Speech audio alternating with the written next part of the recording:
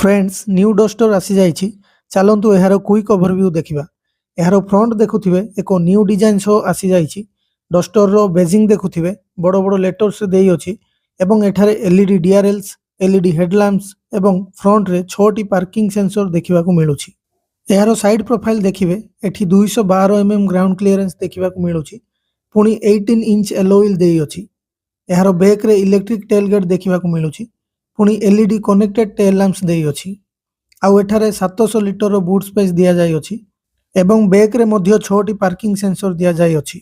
एहार interior रे 10 inch रो 2टी कनेक्टेड डिस्प्ले देखिबा को मिलुछि एवं फ्रंट रो 2टी सीट वेंटिलेटेड फंक्शन सो आसी जाउ अछि। पुनी एही 2टी सीट को इलेक्ट्रिकली एडजस्ट मध्य करा जाय परिबो। पुनी एठारे मैसिव सनरूफ देखिबा को मिलुछि एवं ये तीनोटी इंजन ऑप्शन सो आसी जाय अछि।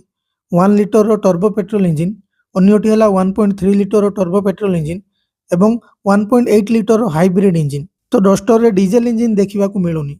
तो एहार फुल रिव्यू देखिबा पई तळे देइथिबा लिंक रे क्लिक करंतु किंबा आपण हम चैनल रे जाई देखि परिबे। Thank you.